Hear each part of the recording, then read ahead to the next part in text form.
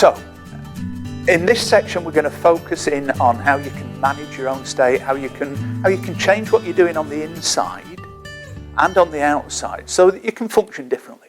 So you can have more confidence where maybe once upon a time you'd have felt anxious, that you can feel happier where maybe once upon a time you'd have felt a bit down. This is about being able to take more control over your internal world, over your internal state. Why should we bother doing it? It's probably a good question to ask before we do anything else. So there are a couple of phrases from NLP that I really like. So one is, all performance is state dependent. So anything you're going to do in the outside world, your mental, emotional state will have an impact on it. So whether it be an interview, whether it be an exam, whether it just be going out for friends, your mental, emotional state will have an impact on how you do that.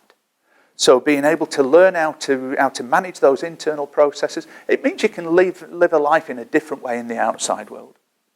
And then the second phrase that I love from NLP, it's the notion that states can be contagious. So you know, if you're with a crowd of people and somebody's really down, well, very often, and especially at work, that person being down, it can sort of lower the mood. It can bring everybody else down. So one of the things you can do, knowing the Mercedes model, is you can inoculate yourself against other people's unhappiness, and you can also maybe share it with them and just give them a bit of a lift. Or show them the video, show them the program. You already know some of what I'm about to tell you. This is just a reworking from the communication model. So, the Mercedes model.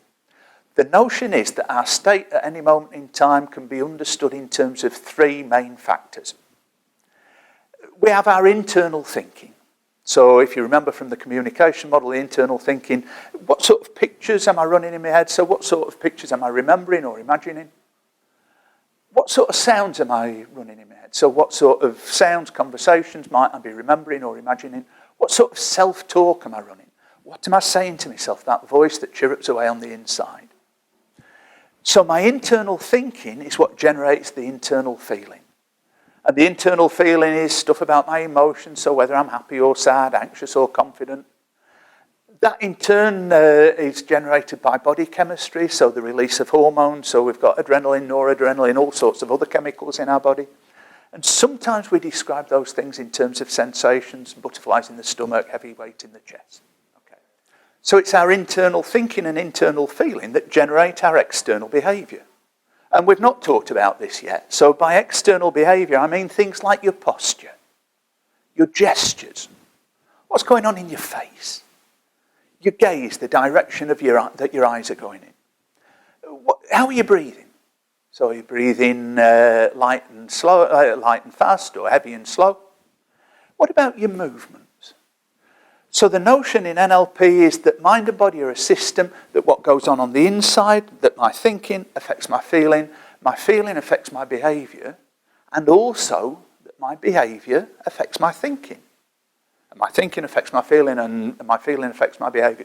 So there's a sort of loop that goes on around there.